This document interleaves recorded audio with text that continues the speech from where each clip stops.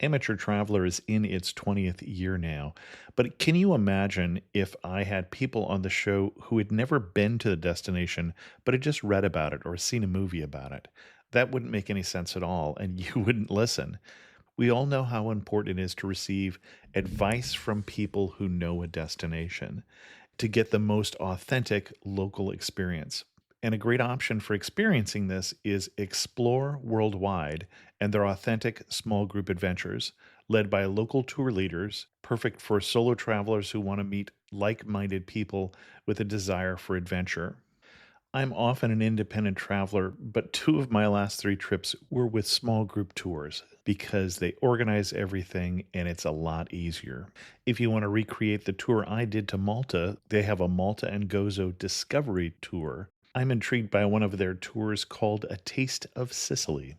The company again is Explore Worldwide, and visit exploreworldwide.com to learn more. And thanks to Explore Worldwide for sponsoring this episode of Amateur Traveler. The nights are long, the days are short, and the weather is chilly to downright cold, depending on where you are. It's a good time to slip into a Quince iconic Mongolian cashmere sweaters, which start at only $50. You can treat yourself to everyday luxury at an affordable price with Quince. If you really want to dive into luxury, you can check out their leather handbags, washable silk shirts, and European linen sheet sets. Whatever you're looking for at Quince, all the prices are 50 to 80% less than similar brands, and they do that by partnering directly with top factories and cutting out the middleman. They only work with factories that use safe, ethical, and responsible manufacturing processes.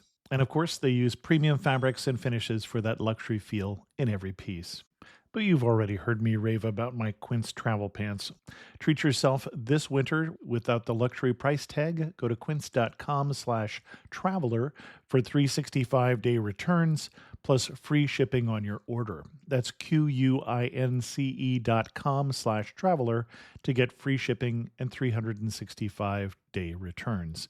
Quince.com/traveler. And thanks to Quince for sponsoring this episode of Amateur Traveler.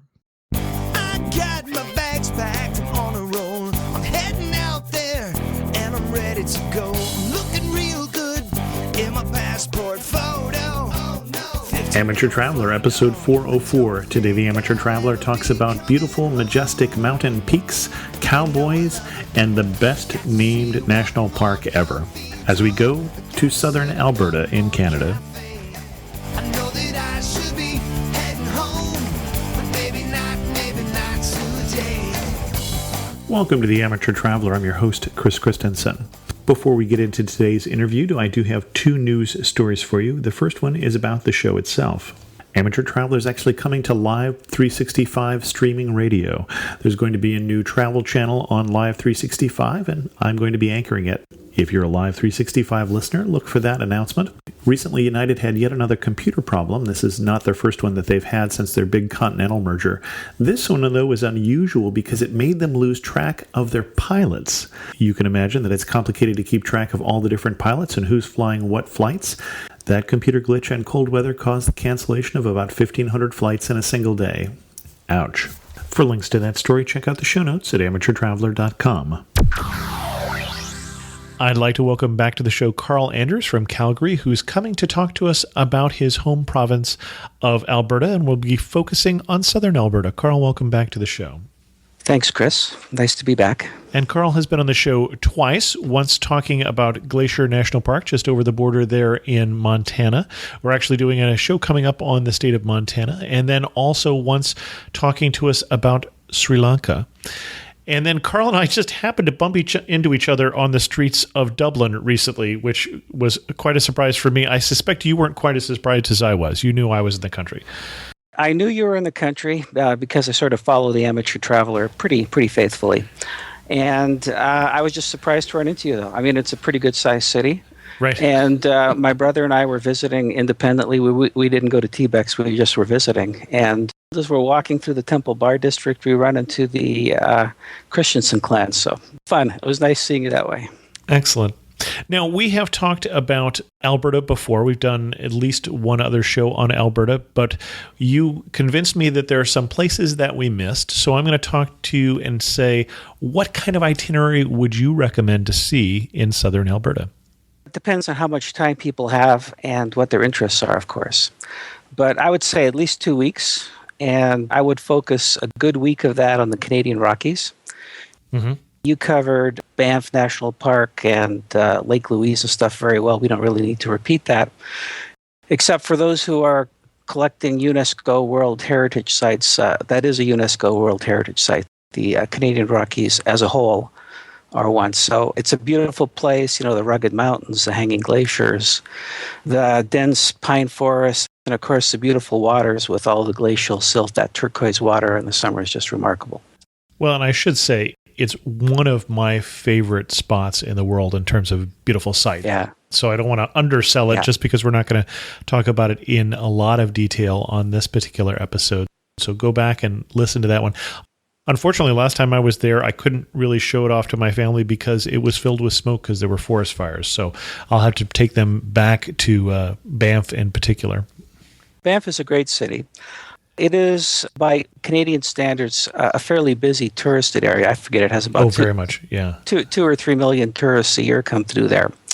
And so one of the things I did want to talk to you about is there are Canadian Rockies, very, very similar to what you see in Banff, although Banff, with the junction of the Bow River right there, is just a really beautiful setting. The valley is just remarkable. A place to go to is just south of Canmore. And Canmore is a town I'd actually recommend a lot of people look at staying if you are going to Banff National Park. Canmore is just a couple of miles south of the National Park junction. And I want to say Canmore is an old mining town. Just about everything in the mountains in Alberta is an old mining town. So yeah, Canmore definitely has some history that way. But it's really developed as a sort of a tourist support place, but a lot of local people live in Canmore. Mm-hmm. And this is where, if you want to go out to eat and eat where the local people eat, you'd go to Canmore rather than Banff. Banff is basically for the tourists. And not too many local people would go to Banff. That's not to say people don't go there. I enjoy. We have meetings in Banff I like to go to and so on, but if you're looking for something a little less expensive and a little less touristed, not that there's nobody there, there's a lot of people still there, then look at staying at Canmore while you're coordinating your visit to Banff National Park. And while we're in Canmore, good hiking opportunities? Is there a favorite hike out of that area? Just so I would probably go into the national park to hike or down into a place I'm going to recommend, which is Kananaskis Country, which is a huge swath of the Canadian Rockies, basically extending south of Canmore, almost to the U.S. border. And most of this is provincial park. It's not national park, and it's not anywhere near developed. It's really pretty undeveloped. But in the summertime, this is where most of Calgarians, most of the Southern Albertans go to enjoy the Rockies. The scenery is essentially the same, looking mountains, those rugged peaks and the valleys and the hanging glaciers and all that. Some beautiful lakes, but really relatively few people, and some wonderful hikes throughout. And if you're going to be hiking, check the park websites. There's some good advice there. There's a lot of good books on what hikes to take. And do you have a favorite one or two hikes? Maybe a shorter one and a longer one? There's one I like a lot in Banff that's very easy. About the easiest hike, which is just a couple of miles out of Banff, is around a lake known as Johnson Lake. It's about a 2-mile hike. It's just about completely flat, so you can take even fairly old people as long as they're reasonably steady. And you have wonderful views of Cascade Mountain and Mount Rundell throughout the hike, plus a beautiful lake in front of you. So that's a nice, easy-to-do hike. In all Canadian parks, you can bring your dog. As long as they're on a leash, you can take your dog with you. And so that's a good, easy hike to do. I'd say that's a nice one. One that's sort of a moderate hike that I really love is the Plain of Six Glaciers by Lake Louise. And what you do is you walk along the lake to the end, and then it's about another, I want to say maybe 3 or 4 miles further up, and you basically walk up to Victoria Mountain, which is the mountain you see at the back with the hanging glaciers in Lake Louise.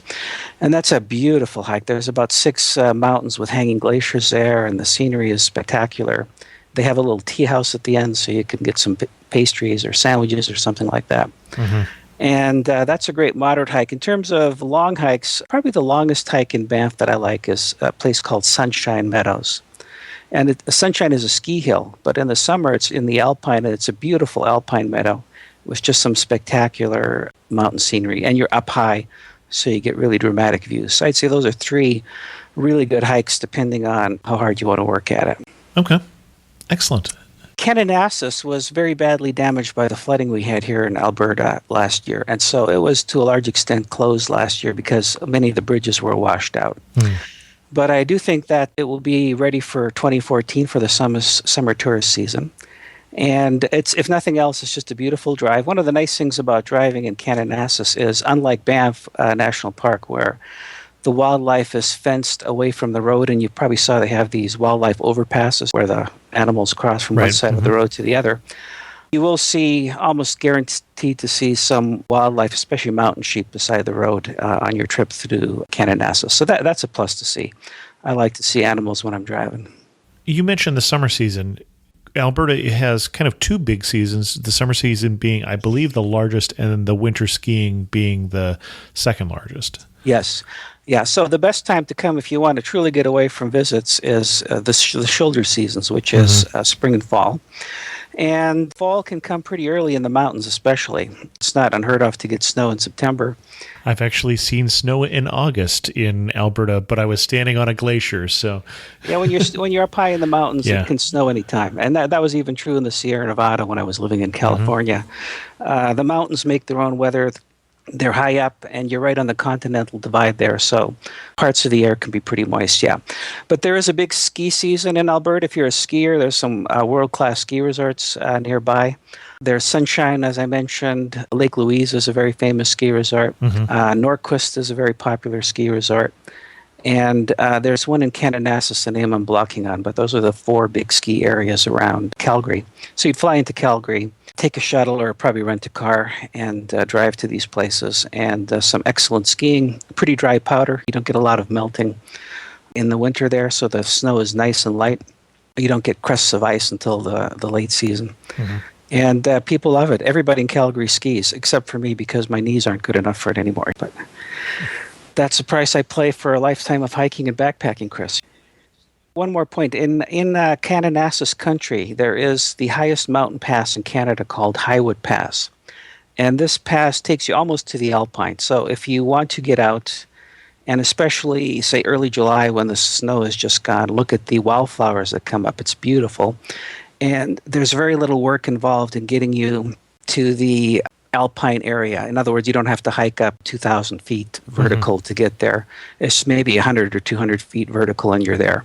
So keep that in mind if you like to see that. And the other thing is, in the fall, in this area, there are a lot of larches, and the colors are spectacular. Okay. And when you say larch, we're talking about a tree?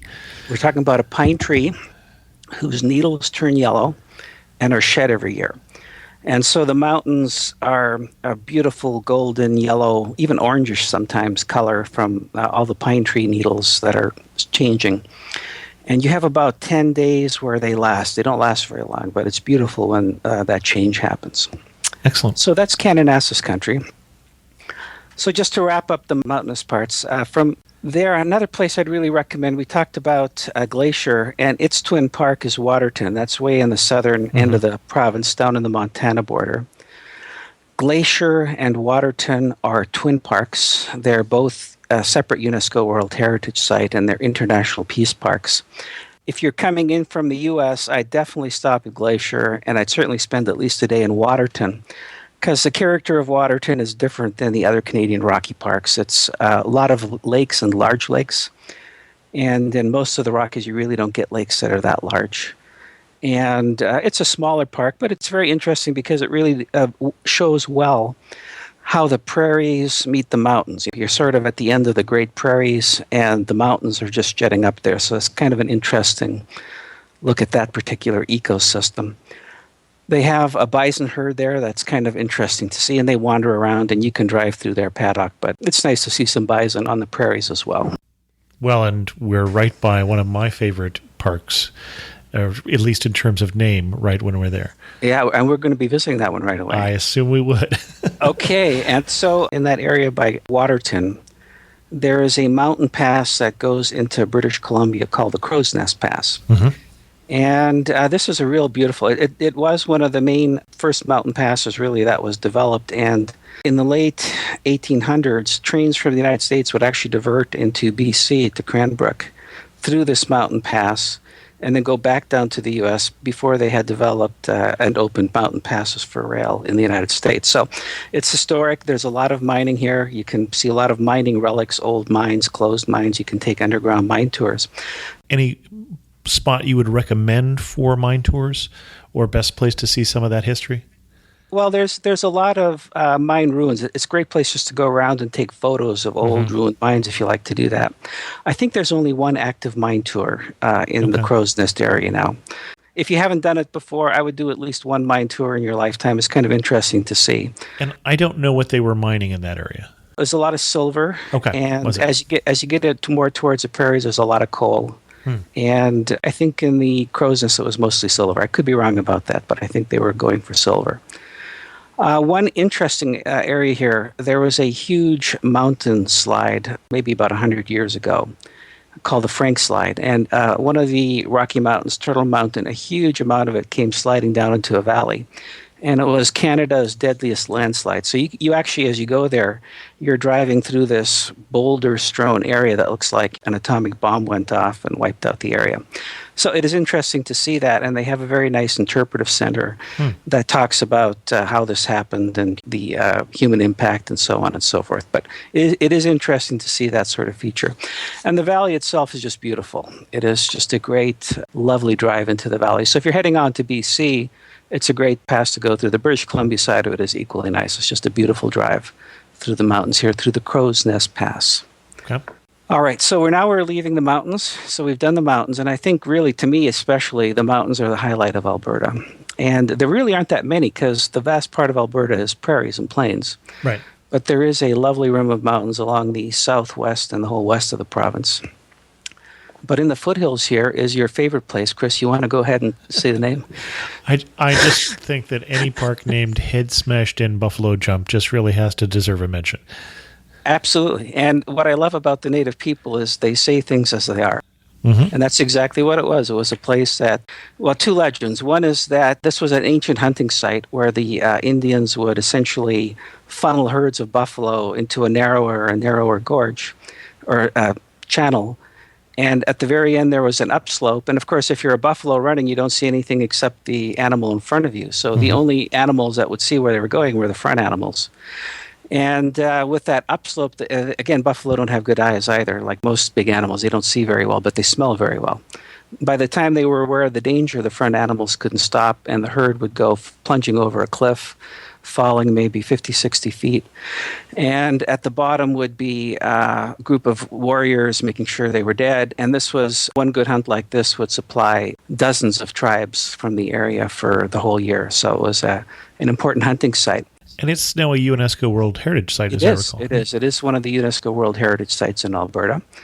And another legend was just a young warrior wasn't paying attention, and he got his head smashed in when the buffalo jumped. So I don't know which is the right one, Chris, but those are the two stories about the name. So it is UNESCO just because it preserves beautifully, maybe better than any other place in the world, this ancient hunting technique, which was used all around the world, this process of driving animals over a cliff to kill them and then harvest them. But you can still see the rock cairns where they put branches to make it look like a forest. It's still beautifully preserved. The bones weren't mined. A lot of the jumps in the area were mined for bones for fertilizer about 100 years ago. And they have a very nice visitor interpretive center. You can go hiking around there. Another place to stop at this junction of the prairies and the mountains is a place called the Bayou Ranch National Historic Site. And this is getting very close to Calgary. And you might actually want to stop at either of these places as you're driving down to Waterton, but I'm just sort of doing it by geography more than anything now. This is, I'd say, especially if you're going to the Calgary Stampede, this is a place you should stop at before the Stampede, preferably, because 3 of the 4 founders of the Calgary Stampede were owners of the Bayou Ranch. And it is a preserved, historic, 100-plus-year-old ranch, all original buildings. And these were ranches at the time before the land was fenced. So they had massive herds of cattle, and the cattle would actually move across into Montana. It was very open range, very free range. And the ranch sort of celebrates that history. It's sort of a snapshot of that history when the big cattle ranches were big business and really part of the first development of the West out here. And you say when the land was fenced in, I'm going to guess that was around 1900, give or take 10 years. I would say you're spot on, Chris. Okay. Probably about 1900. And the Stampede had its 100th anniversary just 2 years ago. So it started in 1912. And so at that time, these founders wanted, number one, to preserve some of the cowboy heritage, the calf roping and the breaking wild steers. Those are actually things cowboys did. I mean, they're glamorized in the setting of the Stampede. But these were activities that the cowboys did. So part of it was to preserve that heritage. They could see it would be threatened. Right. And I know the date of when they fenced off the prairies in Colorado because my grandfather was a cowboy and actually did break horses. That was one of the things that he did when he was still a rancher, still a cowboy back in. No, I thought you were from Oklahoma. No. No, okay. My father's family's from Colorado and moved there in the 1800s. Love Colorado. Actually, kind of similar sort of geography. If you're looking at the Denver Plains, they butt into the Rockies. Calgary is similar, but I'd say more dramatic even than Denver is. So just as an aside, these guys also had a very well-known breeding program for these large horses. The Frisian, the movie War Horse, featured horses of that type. And so their second motive was obviously to showcase their Frisians and help sell the product, as it were. But I didn't realize that. Okay, interesting. Yeah, and you'll still see a lot of that heritage there. They still have Frisians on the property that they breed. And they have the whole stables where their master champion stud was kept and so on and so forth. So that's part of that heritage. I think one of the most interesting and underknown aspects of Southern Alberta is its dinosaur heritage. Right. And in your podcast, you talked about the Royal Tyrrell Museum, which is in Drumheller, which is about an hour and a half northeast of Calgary. But the world's largest collection of dinosaur bones is in Alberta. So especially if you're traveling with kids, make sure that you take a day at least and go see some of these dinosaur stuff. It's a ton of fun. Going out of your way to see, yeah. Yeah, and you don't have to be a kid. This is if somebody wants to go to a museum when they come and visit me, I take them to Drumheller and we go to the Royal Tyrrell, which is just a fascinating place. In addition, just out of interest, besides these dinosaur bones, there's also the Burgess Shale in Yoho National Park, which is just at the Alberta-BC junction. And that one has very unique and not seen anywhere else aquatic fossils. So there's also unusual marine fossils. But the ones Alberta's most known for, of course, are the large-boned dinosaurs, T-Rexes, Albertosaurus, duck-billed dinosaurs, and so on. And probably most of the ones you've seen in museums have come from Alberta. And they're beautifully displayed at the Royal Tyrrell Museum. It's really a wonderful place, and definitely go there for a day. Now, are there other things we should see in that? Because you're now kind of leaving the farmed plains and getting into a little bit of the Badlands area the hoodoos and such.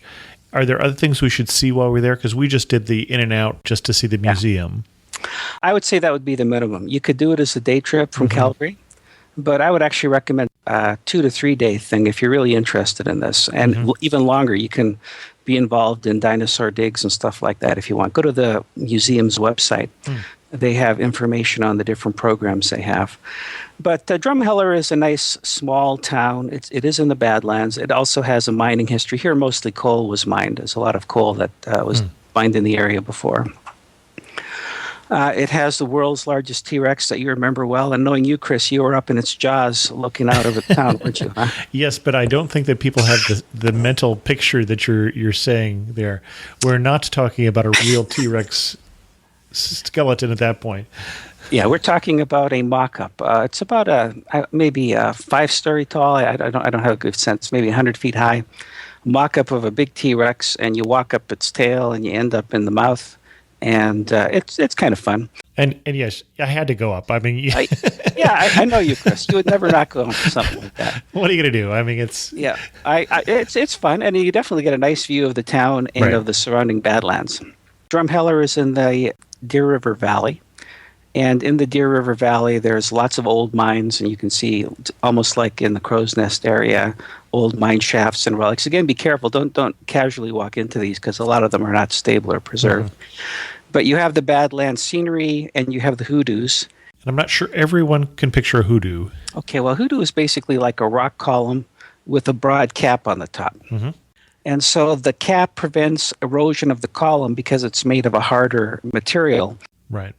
And if people are familiar with Bryce Canyon in the U.S., that's probably one of the best known places for hoodoos, that or Cappadocia in Turkey, similar sort of limestone formations. And I know in Bryce they have a dolomite cap, which is the harder material that has preserved that column of limestone.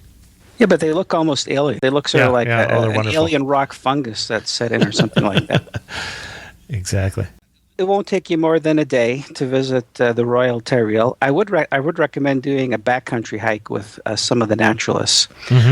In these areas, there were always in the past there were dinosaur bones just lying on the ground, and they still come when storms come and the land erodes.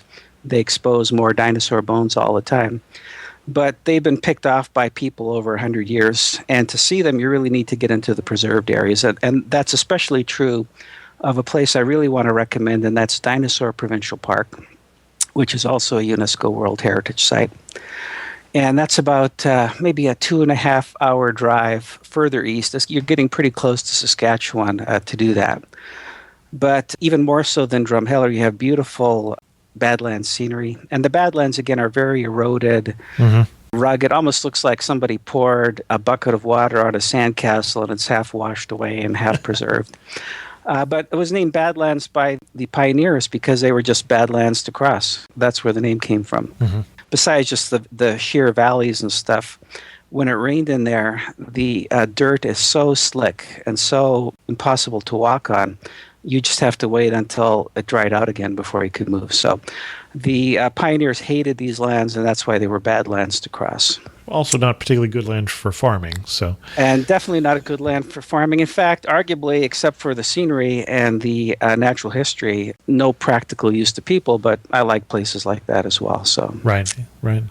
So you have the Badlands here as well, and tons of fossils, but this is absolutely a place where you have to take a ranger-led tour into the restricted backcountry. And if you go to Dinosaur Provincial Park website, they have these, and it was absolutely amazing, Chris, at the number of fossils that are sitting on the ground in the backcountry. There was one place you can either hike back there or take tours, and they have different places they take you to.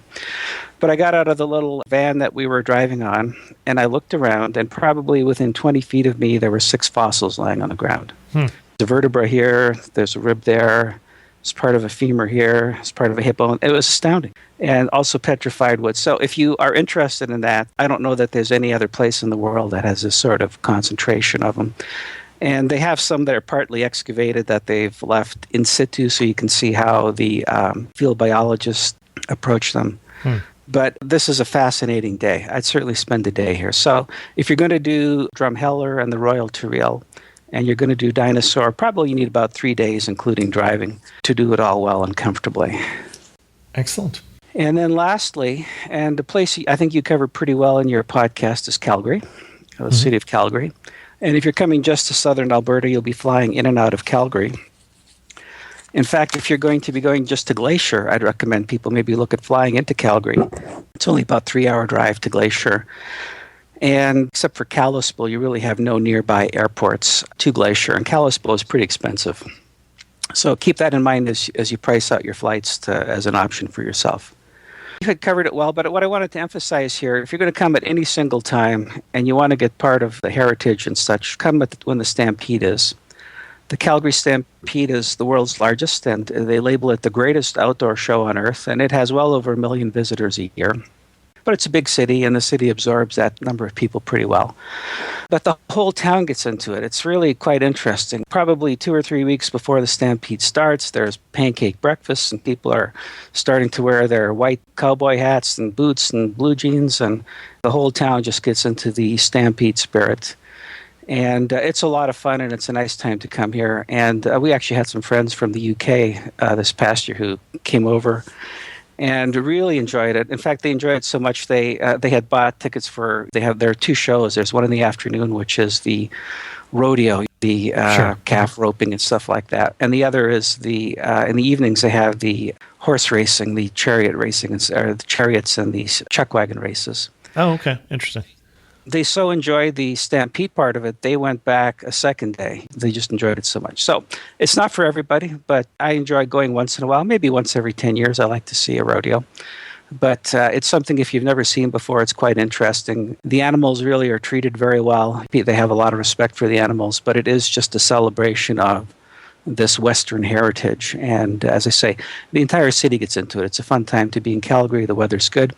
And it's always at the beginning of July, usually about 10 days, maybe starting a week into July to mid-July, something like that. So keep that in mind. And in terms of it not being for everybody, I grew up in the home of the California rodeo, and so have seen rodeo before. But my wife, I cannot drag her there. Just doesn't think that she would be interested in. I think she would be more interested than she thinks. Yeah. Because although I have never been tempted to get out on a bull, for instance, and do bull riding or go in a wild horse milking contest or something like that, it is interesting to watch. It is interesting to watch, and there's way more beyond just the show. There's a massive animal exhibits. There's thousands of animals of all types on display, and it's sort of like a big state fair beyond that. Right, it's a combination between a There's rodeo and state food and fair. rides and commercial exhibits and art exhibits, and it's stage shows, music. It's a big party, basically. Excellent. So that's all part of it. One other thing I just recommend for people, if they're in Calgary, is to walk around the rivers downtown. The Bow River, which this year turned out to be treacherous, but normally is a tame and very nice river. Treacherous because it flooded heavily into the city. It's lovely to walk downtown by the river and just take in the scenery of downtown Calgary. It's almost like Dallas. It's a big, modern, new, cosmopolitan skyline, lots of skyscrapers. I think of all the cities in Canada, Calgary has the second largest number of national headquarters. So it's a big commercial area, but a beautiful area as well. One other interesting place in Calgary, if you're interested, is the Olympic Park, which is a site of the 1988 Winter Games, and that's worth going to if you like to see stuff like that. And that's on the western edge of town. And it's wonderful you happen to be there in a day that they're, for instance, doing the bobsled runs or something like that, and some team is practicing, or the ski jumping, and I've been there on days where they're doing both, and it's real fun because you can stand just right next to it, and of course there are no crowds if it's just practice runs, but it's still spectacular to watch. Or go in the summertime and go on your own bobsled. You can actually, there you go. I think they have bobsleds on wheels that you can drive down, not the ones on sleds in the winter, but somebody have zip lining, and they have all kinds of activities. It's a very actively used site, and a lot of the kids in town learned how to ski there. They have sort of a bunny ski hill. Interesting. And after they've learned there, then they, of course, tackle the Rockies. So it's a neat place to see. So there's lots more to do in Calgary, but you covered a lot of it, and I think we've had a pretty good look at Alberta. Do you have any other questions for me, Chris? Well, one question, for somebody who hasn't been to Alberta, is there anything that's going to surprise them? I mean, I don't think of Alberta as surprising myself, but... Well, I think they're going to be surprised at how friendly everybody is. Canadians, as a rule, are pretty easygoing people. That's especially true in Alberta. People are pretty casual, pretty easygoing. I think they're going to be surprised at how wide open the big sky sort of land that you have in Montana also is here. And I think they're going to be surprised at the mountains. I really think they'll be surprised by them if they've never seen them before. Being from the area, I don't know if you've ever read what the guidebooks have to say about it. If you have, are there things that you would steer us somewhere different than they do? I'd say the only difference is I have looked at some of the guidebooks, and of course everybody focuses on Banff and Lake Louise, and with good reason. You should see them. But I would steer people, as we talked about at the beginning, into the more remote, less developed parts of the Rockies, including Kananaskis Country especially. Okay. And can you give us one kind of insider tip, either for Calgary or for when you're at Calgary during the Stampede?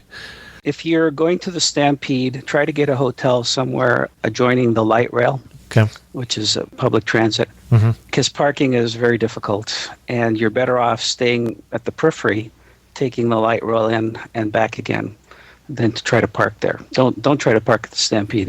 It's tough to do, let's put it that way. And we've talked a little bit about the Stampede. Any other day of the year that you think, so glad I live in Southern Alberta? I would say for me, the very first spring hike I do when snow's off the trail and you still have the mountains all capped in snow, but it's easy to walk around. I'd say that's the day I feel real good when I'm hiking in the Rockies for the first time in the spring. That for me is always a special day. Excellent. One thing that makes you laugh and say only in Alberta. Only in Alberta will you see a string of 6 Lamborghinis, each guy with a white cowboy hat and cowboy boots, driving down the road. Okay, I think that qualifies. I actually saw that, Chris. It was on 17th Street. There were guys with 6 Lamborghinis, each in their cowboy hat, each in their cowboy gear, driving down the road. Excellent. So big oil money still has some influence here. Before we get to my last 2 questions, anything else we should know before we go to Alberta? You'll need a passport if you're coming from the United States. I think most people would know that. It's very easy. Calgary has a nice airport. The airport is actually doubling in size. It'll be open next year, or maybe even partly this year. They're opening North America's second longest runway, so I think we're going to see a lot of big planes coming in from all over. And more, especially Europeans, are coming to enjoy the Rockies in the summer. And there's a second group of people that come to ski, but especially we're seeing a lot of Germans and people like that coming in the summer to enjoy the Canadian Rockies. And I'm guessing that they're putting in a longer runway because of the altitude? The altitude, exactly. And I don't remember the altitude. It's a little over 3,000 feet above sea level. Okay. And Banff is a little over 4,000 feet above sea level. And the peaks of the Rockies tend to be around 8,500 to 10,000 feet above sea level. So it's relatively low given the rugged nature of the mountains. The Colorado mountains, there's a lot of 14,000-foot peaks. Alberta is significantly below that, although more rugged looking, surprisingly. Interesting. Yeah. Excellent. Well, you know the last 2 questions. Okay. You really know you're in Southern Alberta when what? To me, this was easy. When you're looking at the most beautiful mountains in the world. Okay. And if you had to summarize Southern Alberta in 3 words, what 3 words would you use? Well, I'd use some hyphenated words. Wide open is one. Mountains and breathtaking. Excellent. I would agree with all 3 of those. Karl, thanks so much for coming back on the show. You don't, as I recall, have a travel blog that people can hear about. I actually do now, Chris. You do now. Excellent. I do. I'm a blogger now. There's a brand new site I started just a couple of months ago that I hope people will have a look at, and that is Travel Gumbo, travelgumbo.com. And it is a site by travelers for travelers, and it's hopefully a place people can come and share and learn. And so if people look at anything, go there. I've kept sort of a travel diary blog for a couple of years, which is my own personal blog. And mostly on that, I have a lot of photos, and that's drfumblefinger.com. But if they check one site out, I hope they'll go to Travel Gumbo. It's a fun community. It's a new site, and we'd like to see people there, okay? Excellent. Thanks. And Chris, it's because of you that I started blogging. It's because of your influence in my life. So thank you for that. I don't know if you could blame me for that. But No, I don't blame you. I enjoy it. I mean, you and I aren't dissimilar. We're both fathers working, and I can't afford to travel full-time, and I wouldn't want to because I enjoy my job, as do you. But I do love to travel, and I do love to share my travels, and I still like my work. So it's sort of, you were an inspiration that way. So thank you, Chris. Excellent. And thanks for coming back on the show. Always a pleasure. Anytime. In News of the Community, I heard from Jim recently, who commented on the show we did on New Jersey. He wrote, I confess to being surprised when New Jersey appeared as a topic. I grew up in New York City, but spent little time in New Jersey. My extended family rented a house in Keansburg one summer when I was little, but this area was hit by a hurricane. Great fun for a kid playing in the puddles and in the debris all around until my mom figured out what I was doing. One thing my dad told me when he was teaching me to drive in New York was to be very careful of anyone with New Jersey plates because they were probably lost and were highly unpredictable. Imagine my chagrin when I went back home for a high school reunion and my rental car from LaGuardia had, you guessed it, Jersey plates. I got no respect. They must still be teaching New Yorkers that. But it is true that once you get away from the shadow of the big city, there are lots of pretty places to see in New Jersey, and the pizza is way better than Chicago. Thanks, Jim. With that, we're going to end this episode of The Amateur Traveler. If you have any questions, feel free to leave a comment on this episode on the Facebook community, which is where Jim left his comment, or on the episode itself at amateurtraveler.com. You can also follow me on Twitter at Chris2X. If you love pretty travel pictures, follow me on Pinterest, pinterest.com/Chris2X. And as always, thanks so much for listening.